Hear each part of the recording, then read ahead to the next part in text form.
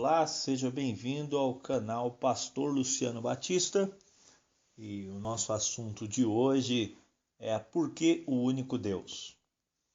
Bom, em meio a tantas entidades religiosas, existe várias formas de se pregar o único Deus e todas, ou a grande maioria, afirmam com grande veemência essa crença no único Deus.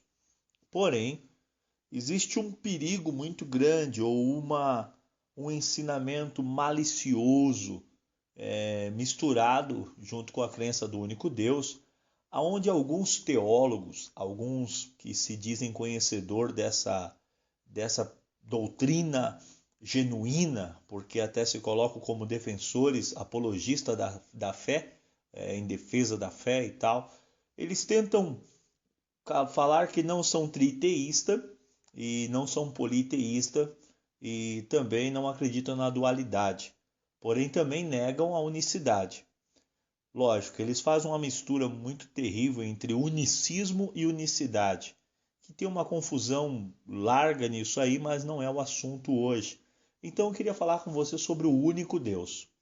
Por que o único Deus? Porque nós, por exemplo, unicistas, acreditamos no único Deus.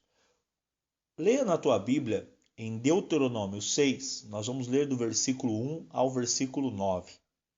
E diz assim, ó: Estas, pois, são os mandamentos e os estatutos e o juízo que mandou o Senhor Deus para ensinar, para que cumprisse na terra em que passais a possuir, para que temas o Senhor teu Deus e guarde todos os teus estatutos e mandamentos que te ordeno, tu e teu filho e o filho de teu filho, todos os dias da tua vida, que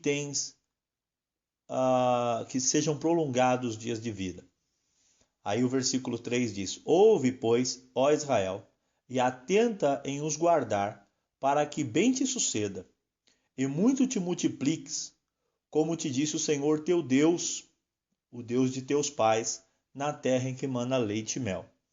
Olha o versículo 4 que diz: Ouve, Israel, o Senhor nosso Deus é o único Senhor. Então, presta atenção, ó. Ouve, Israel, dá atenção, Israel, o Senhor nosso Deus é o único Senhor. Amarás, pois, o Senhor teu Deus de todo o teu coração e de toda a tua alma e de toda a tua força. E essas palavras que hoje te ordeno estará no teu coração e as ensinará a teus filhos, e delas falarás sentado à tua casa, andando pelo caminho, deitando-te e levantando-te.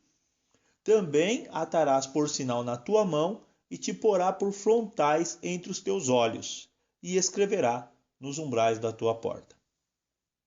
O texto ao qual acabamos de ler vem logo depois da segunda promulgação, ou seja, repetição da lei, que está escrita em Êxodo 20, né?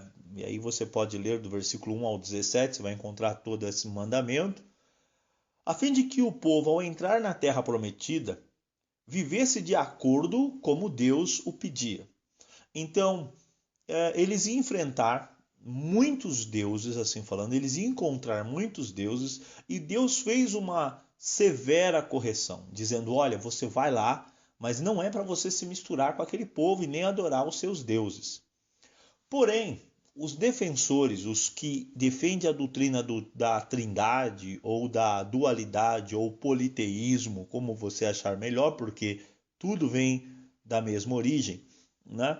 Eles dizem que Deus forçou essa pregação, dizendo: ouve, Israel, o Senhor nosso Deus é o único Deus, e ainda forçou isso em todos os textos do Antigo Testamento, né? Não deixando claro ali uma trindade ou uma dualidade, porque Deus temia, né, que o povo se misturasse com os deuses pagãos. Bom, eu acho que da mesma forma que Deus deixou bem claro esse mandamento, se Deus fosse uma trindade, ele se apresentaria como tal e falaria: olha, nós três aqui, os três, devem ser adorados e não os deuses pagãos. Porque ele foi muito claro, muito objetivo. Ouve, Israel, o Senhor nosso Deus é o único Senhor. Amarás o Senhor teu Deus de todo o teu coração. O Senhor, não os senhores. Aí vem aquela que eles dão nome bonitos, né?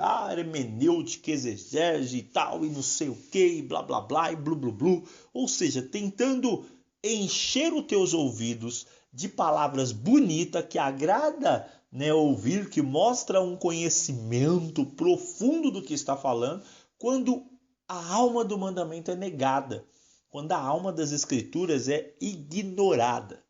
Então, meu irmão, não siga bajulações teológicas. Preste atenção no mandamento.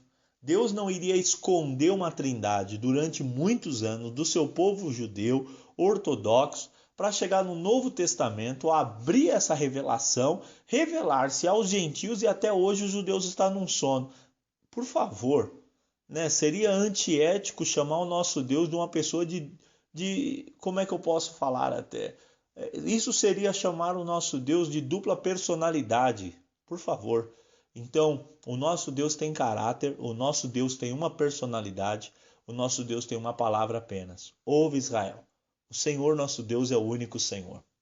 A crença em mais de uma pessoa em Deus, a crença em pluralidade de pessoas, isso é idolatria, isso é pecado aos olhos de Deus.